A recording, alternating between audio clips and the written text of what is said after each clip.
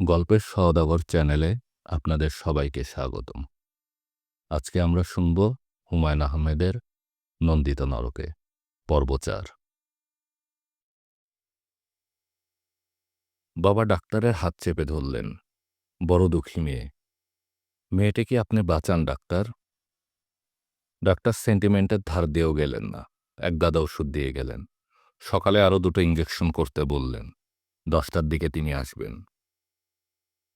বাবা হাঁপাতে হাঁপাতে বললেন, কেউ জানবে না তো ডাক্তার? ডাক্তার বললেন, মান ইজ্জত পরের ব্যাপার, আগে মেয়ে বাঁচুক। রাবেয়া চিঁচি করে বলল, মা আমার কি হয়েছে? কিছু হয়নি, সেরে যাবে, চুপ করে শুয়ে থাক। বুকটা খালি খালি লাগছে কেন? সেরে যাবে মা, দুধ খাবি একটু? না। আমি আচ্ছন্নের মতো দাঁড়িয়েছিলাম। ঘরে লম্বালম্বি একটা ছায়া পড়ল। তাকিয়ে দেখি মাস্টার কাকা দরজার বাইরে দাঁড়িয়ে। একটু কাশলেন তিনি। বাবা হাউমাউ করে কেঁদে উঠলেন।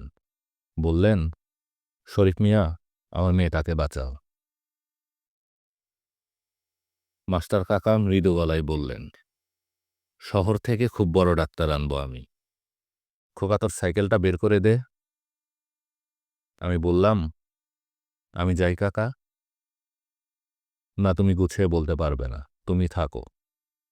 বাবা ধমকে উঠলেন, ওর কথা শুনো না, ও একটা পাগল ছাগল, তুমি যাও, নিজেই যাও। রুনু কখন যেন এসেছে। আমার গা ঘেঁষে দাঁড়িয়ে থরথর করে কাঁপছে সে। ঘরময় নষ্ট রক্তের একটা দম আটকানো অস্বস্তিকর গন্ধ। রাবেয়া চোখ বুজে শুয়ে। তার মুখটা কি ফর্সায় না দেখাচ্ছে। বাবা বললেন, মা রাবু, একটু দুধ খাও? না। মাথায় পানি দিব মা? না বাবা। রাবেয়া চোখ মেলে বাবার দিকে তাকালো। বলল, বাবা। কি মা? আমার বুকটা খালি খালি লাগছে কেন? সেরে যাবে মা। তুমি আমার বুকে হাত রাখবে একটু, এইখানে। এমনি করেই ভোর হলো। মন্টু এলো 6টায়। সে হতভম্ব হয়ে গেল। বাবা গিয়েছেন ইঞ্জেকশন দেবার লোক আনতে। রাবেয়া মন্টুর দিকে তাকিয়ে বলল, মন্টু, আমার অসুখ করেছে। মন্টু বিস্মিত হয়ে চারদিকে তাকাচ্ছিল। রাবেয়া আবার বলল, মন্টু, আমার বুকটা খালি খালি লাগছে। মন্টু রাবেয়ার মাথায় হাত রাখল। মা নিঃশব্দে কাঁদছেন। রুনু আমার গা ঘেঁষে দাঁড়িয়ে থরথর করে কাঁপছে। সকালের রোদ এসে পড়েছে জমাট বাঁধা কালো রক্তে। রাবেয়া আমাকে ডাকল, খোকা, ও খোকা। আমি তার কাছেই দাঁড়িয়ে আছি।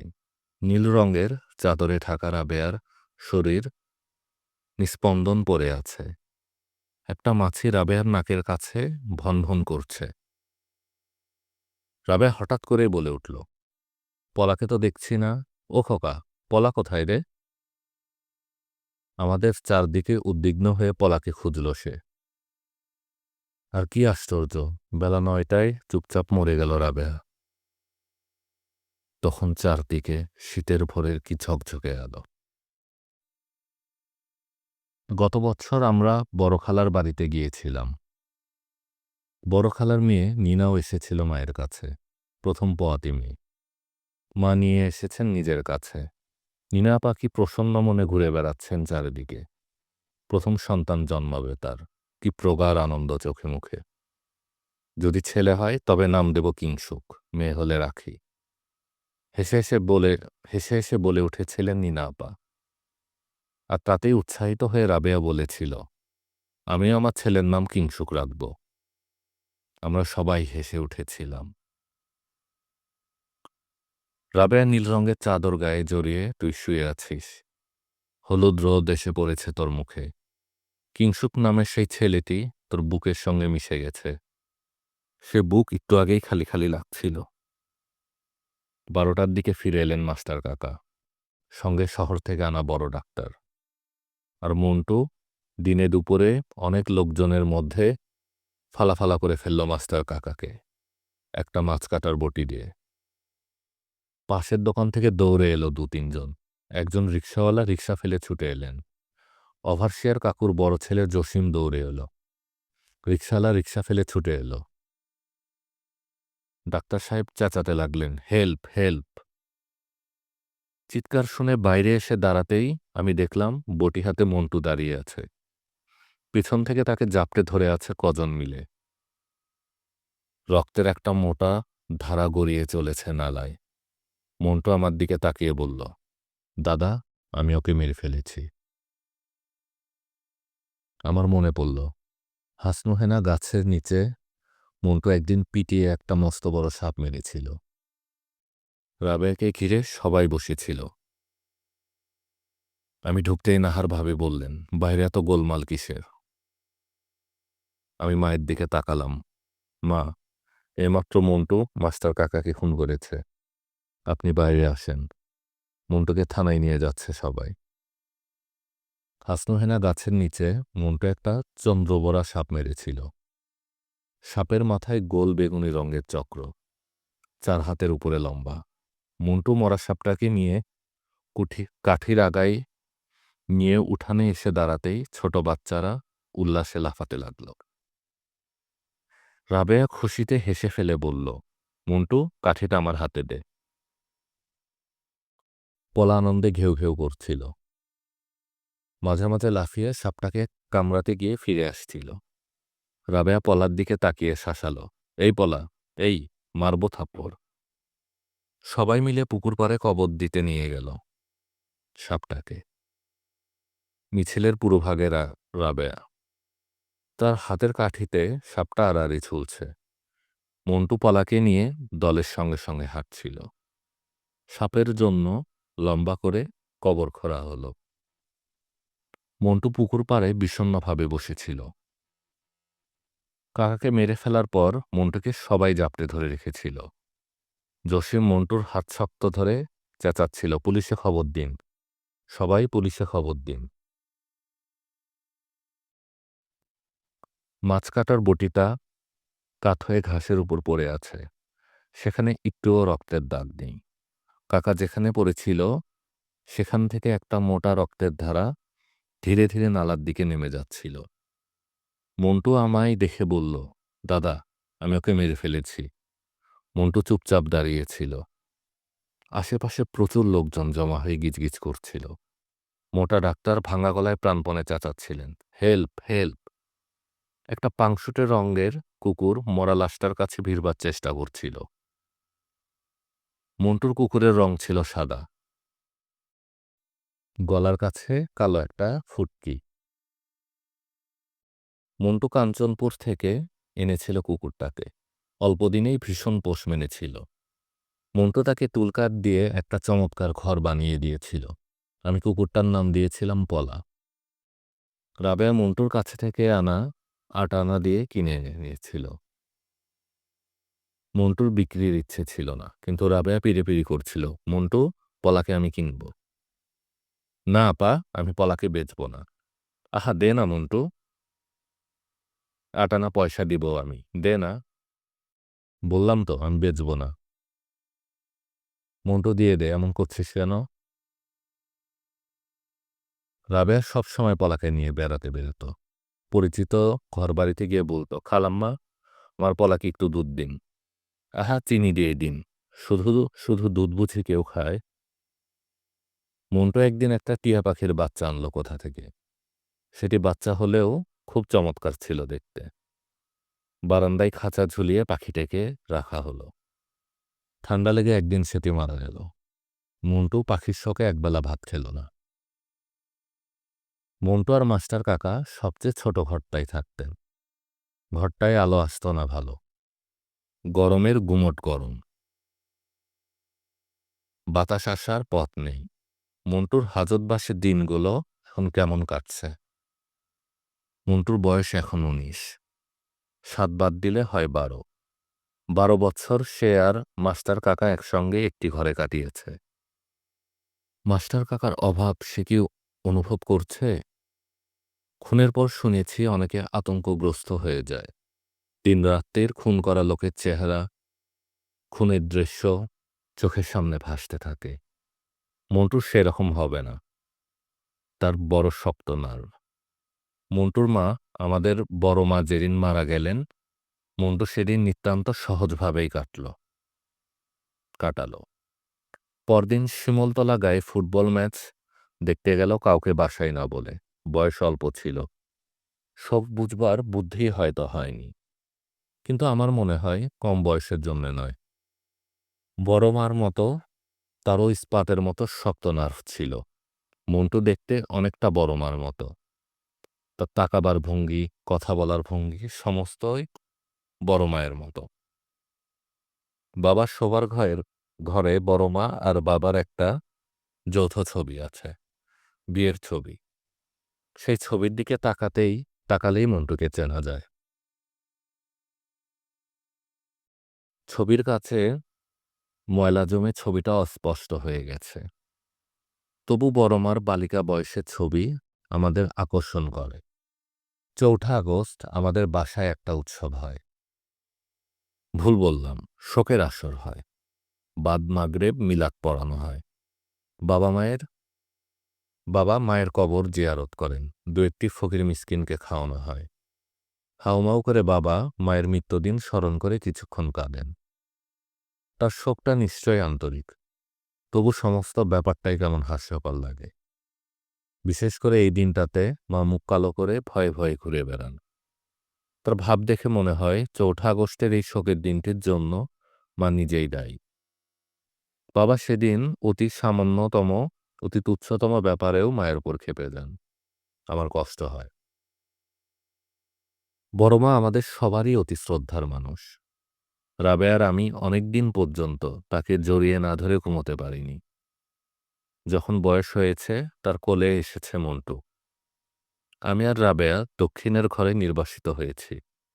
তখনও তিনি মাঝে মাঝে এসে বলতেন, খোকা, আজ তুই শুবি আমার সাথে? আগে আমার সঙ্গে ঘুমানোর জন্য এত হইচই করতিস, এখন যে বড় চুপচাপ। বড় হয়েছি যে। ও কি মস্ত বড় ছেলে। বড় মার গলা জড়িয়ে প্রতি সন্ধ্যায় আবদার, গল্প বলেন বড় মা। ভূতের গল্প। বড় মা কোমল কণ্ঠে ধীরে ধীরে গল্প বলতেন। আমরা তখন ছোট, ১২-১৩ বছরের বেশি বড় নয়। নানা বাড়ি যাচ্ছি সবাই। ভাদ্র মাস, নদী কানায় কানায় ভরা। সারাদিন নৌকা চলল। সন্ধ্যা হয়ে গেছে।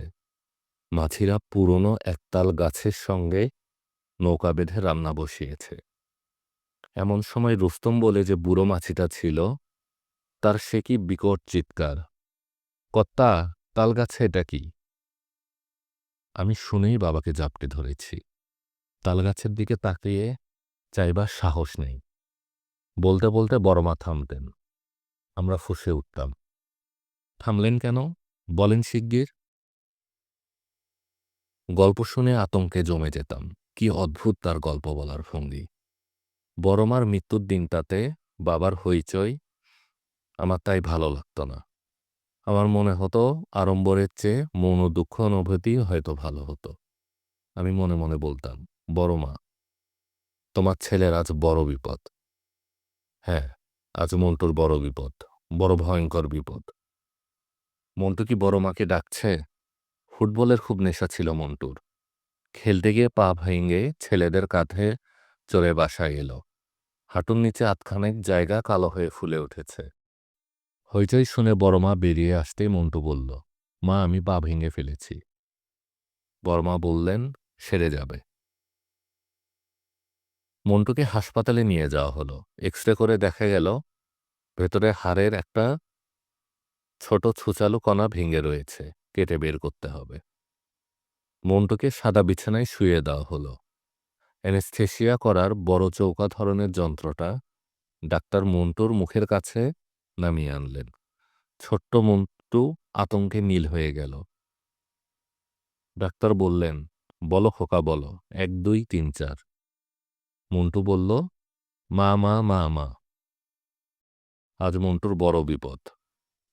দুর্গন্ধ কম্বলে মাথা চাপা দিয়ে আজও কি সে মা মা যাচ্ছে? না, মন্টু বড় শক্ত ছেলে, ইস্পাতের মতো তার নার্ভ। দারোগা সাহেব জিজ্ঞাসা করলেন, তুমি আকন্দকে খুন করেছ? জি। কি দিয়ে? বটি দিয়ে। মাছ কাটা বটি। কটা কোপ দিয়েছিলে? মনে নেই। মরবার সময় তিনি কিছু বলেছিলেন? জি। কি বলেছিলেন? বাবা মন্টু। আর কিছু বলেননি? না। তিনি কি তোমাদের খুব শ্রদ্ধাভাজন ছিলেন? জি ছিলেন। তুমি কি করো? বিয়ে পড়ছিলাম। দারোগা সাহেব কিছুক্ষণের জন্য থামলেন। এবার শুরু করলেন আপনি করে। কি জন্য খুন করেছেন তাকে? মন্টু চুপ করে রইল। দারোগা সাহেব বললেন, আমাকে বলতে কোনো অসুবিধা নেই। কোর্টে অন্য কথা বললেই হলো। বাঁচার অধিকার তো সবারই আছে। ভদ্রলোকের সঙ্গে আপনাদের পারিবারিক কোনো স্ক্যান্ডাল?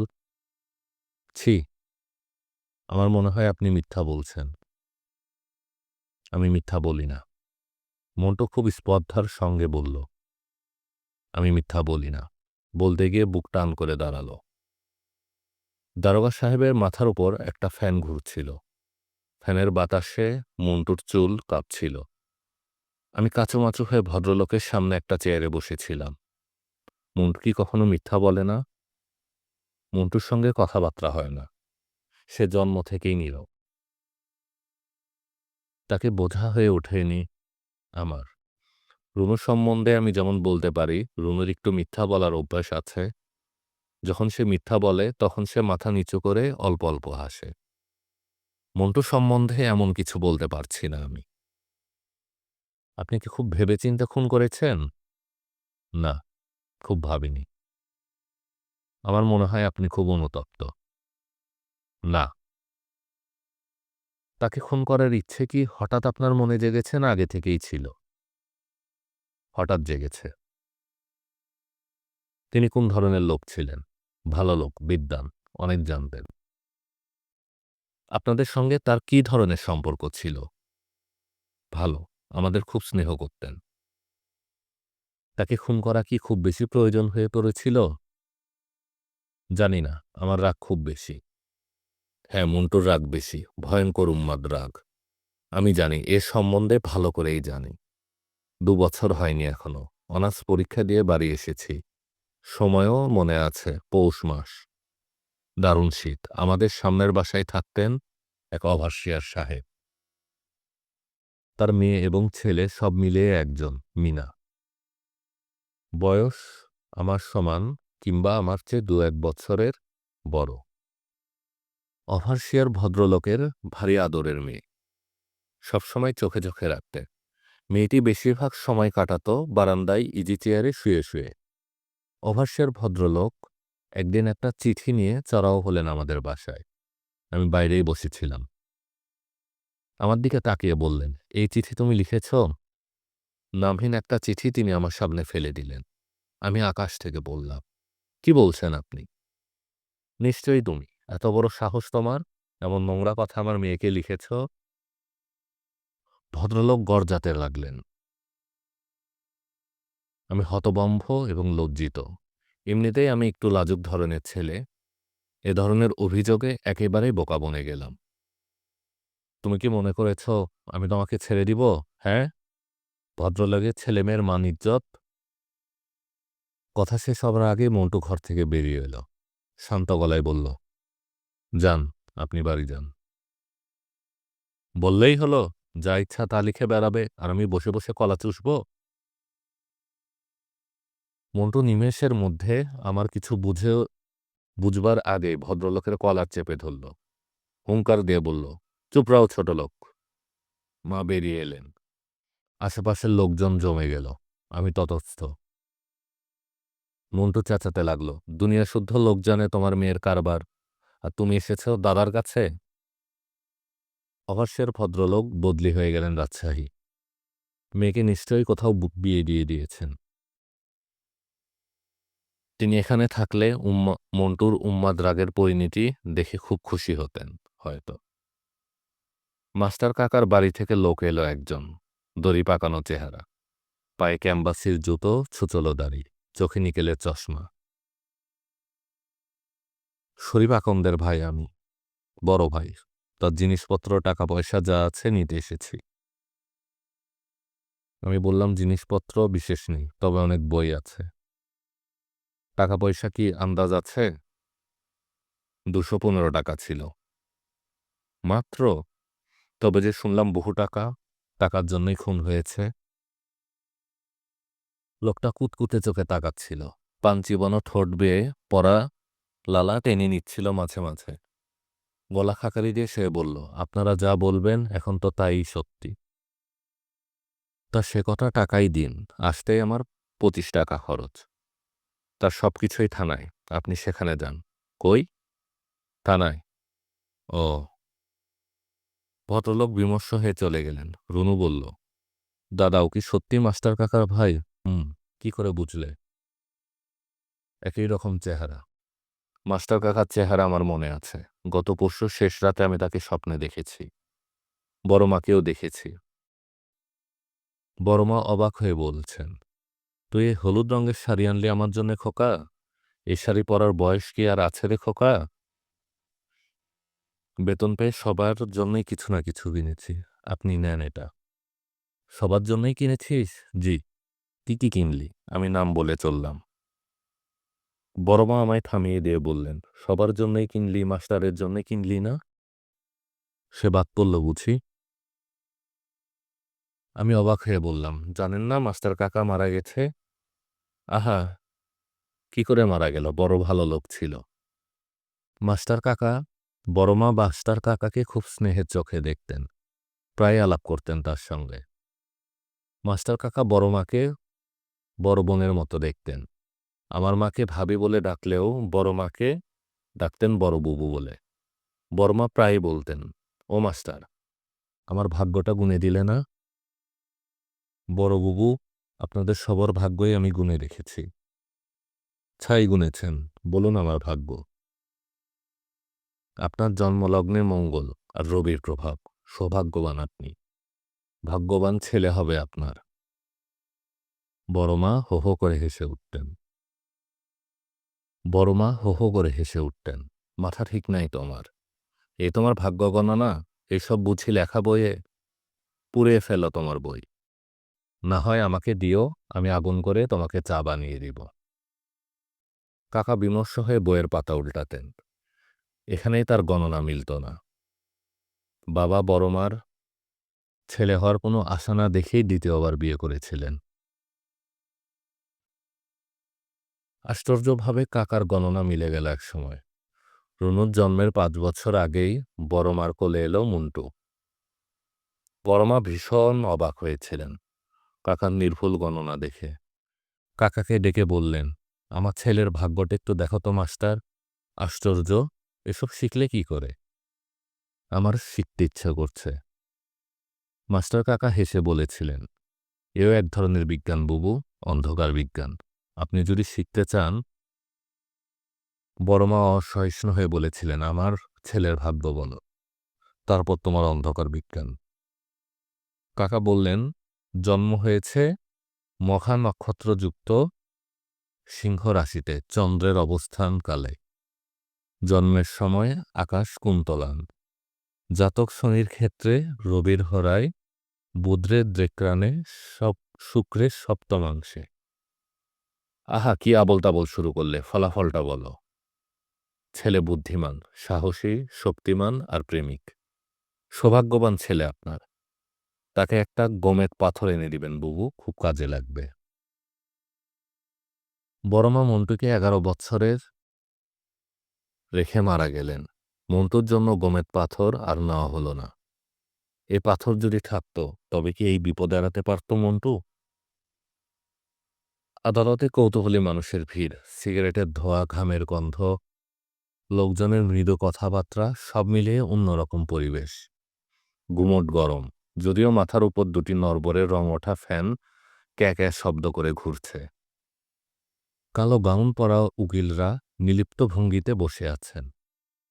মন্টু সরাসরি তাকিয়ে আছে সামনে। বাবা, আমি, রনু বসে আছি জড়সড় হয়ে। মন্টুকে দেখলাম মুখে হাত চাপা দিয়ে কয়েকবার কাশল। আপনি বলেছেন খুন করার ইচ্ছে হঠাৎ হয়নি, কিছুদিন থেকেই মনে ছিল। হ্যাঁ। কতদিন? কতদিন আমার মনে নেই। কিন্তু কি কারণে ঠান্ডা মাথায় খুন করার ইচ্ছে হলো? কারণ আমার মনে নেই। আপনি অসুস্থ? না, আমি সুস্থ। ক্রস এক্সামিনেশনের শুরুতেই বাবা উত্তেজনায় দাঁড়িয়ে পড়েছিলেন। হঠাৎ তিনি শব্দ করে কেঁদে ফেললেন। সবাই তাকালো তার দিকে। আদালতে মৃদু গুঞ্জন সরব হয়ে উঠল। জজ সাহেব বললেন, অর্ডার, অর্ডার। তার কিছুক্ষণ পরে আদালত সেদিনের জন্য মুলতবি হয়ে গেল। মা কাপা গলায় বললেন, বিচার শেষ হবে কবে খোকা? চারদিকে বড় বেশি নির্জনতা, বড় বেশি নীরবতা। মন্টুর ঘরে বাবা একটা তালা লাগিয়েছেন। রুনুর বিছানায় রুনু একা একা অনেক রাত অবধি জেগে থাকে। বাতি জ্বালানো থাকলে আগে ঘুমোতে পারত না, কারণ সারা রাত বাতি জ্বলে। হারিকেনের আবছা আলোয় সমস্তই কেমন ভুতুরে দেখায়। ঘরের দেয়ালে আমার মাথার একটা প্রকাণ্ড কালো ছায়া পড়ে। মাঝে মাঝে বাবা গঙ্গনির মতো শব্দ করে কাঁদেন। রুনু আঁতকে উঠে বলে, কি হয়েছে দাদা? আমি চুপ করে থাকি। রুনু আবার বলে, দাদা কি হয়েছে? বাবা কাঁদছেন। বাবা গঙ্গানির মতো শব্দ করে কাঁদেন। বারান্দায় কি অপরূপ জ্যোৎস্না হয়, হাসনোহেনার সুবাস ভেসে আসে। রুনু বলে, মরার পর কি হয় দাদা? আমি উত্তর দিই না। মনে মনে বলি, কিছুই হয় না, সব শেষ। সে জীবন দোয়েলের হরিণের হয় না কো দেখা। অসংলগ্ন কত কথাই মনে আসে। দাদা মন্টু ভাইয়ের কি হবে? জানি না। ঘরের দেয়ালের লম্বা ছায়াগুলোর দিকে তাকিয়ে আমার বুকের ভিতর হু হু করে। নাহার ভাবি মৃদু ভলিউমে গান শোনেন। পৃথি ডাগর আখি যবে দিয়েছিলে, মোর পানে কেন পড়িল না। কান পেতে শুনি।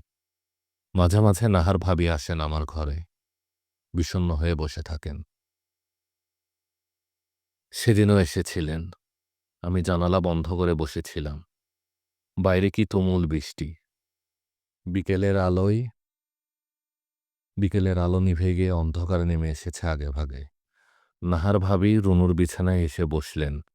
আমি পরশু চলে যাচ্ছি। কোথায়? প্রথমে বাবার কাছে যাব। সেখান থেকে বাইরেও যেতে পারি, দাদার সঙ্গে। ও চিঠি লিখেছে যেতে। আমি চুপ করে রইলাম। নাহার ভাবি বললেন, আপনাদের কথা খুব মনে থাকবে আমার। আপনাদের সবাইকে আমার বড় ভালো লেগেছে। রাবেয়ার কথা খুব মনে হয় আমার। ধরা গলায় হঠাৎ করেই বললেন, আপনার যদি আপত্তি না থাকে মন্টু এমন কাজ কেন করল বলেন? অনেকে অনেক কথা বলে, আমার খারাপ লাগে শুনে। আপনাদের আমি বড্ড ভালোবাসি। আমি বললাম, রাবেয়ার মৃত্যুর কারণটা তো আপনি জানেন ভাবি। জানি, হয়তো কাকাই দায়ী ছিল, মন্টু জেনেছিল। অবশ্য মন্টু বলেনি কিছুই। মন্টুর সঙ্গে দেখা হলে বলবেন, আমি সব সময় তার জন্য দোয়া করব। তাকে আমি ভালো করে দেখিও নি কোনোদিন। ভাবি মন্টু বড় চুপচাপ ছেলে, আপনার দোয়ায় কিছু হবে না। আমার দোয়ায় কিছু হবে না, তবু আমি তার জন্য দোয়া করব। নাহার ভাবি মাথা নিচু করে বসেছিলেন। আমার মনে হলো নাহার ভাবি আমাদের বড় আপন, বড় পরিচিত। রাবের একটা ছবি দিবেন আমাকে? ছবি? জি, আমি সঙ্গে করে নিয়ে যেতাম। ও খুশি হতো দেখলে। রাবেয়াকে তার খুব ভালো লেগেছিল। ওর তো কোনো ছবি নেই। আমাদের সবার একটা গ্রুপ ছবি আছে, মন্টুর জন্মের পরে তোলা। ও। নাহার ভাবি চলে গেলেন। ট্রাঙ্ক খুলে ছবি বের করলাম আমি, পুরনো ছবি। হলুদ হয়ে গেছে, তবু কি জীবন্তই না মনে হয়। রাবেয়া হাসি মুখে বসে আছে মেঝেতে। রুনু বাবার কোলে, মন্টু চোখ বুঝে বড় মার কোলে শুয়ে। বুকে গভীর বেদনা অনুভব করছি। স্মৃতি সে সুখেরই হোক বেদনারই হোক, সব সময়ই করুন। সারা রাত খুব বৃষ্টি হলো, আসরের আগমনী বৃষ্টি। বৃষ্টিতে সব যেন ভাসিয়ে নিয়ে যাবে। আপনারা শুনছিলেন নন্দিত নরকে পর্ব ৪।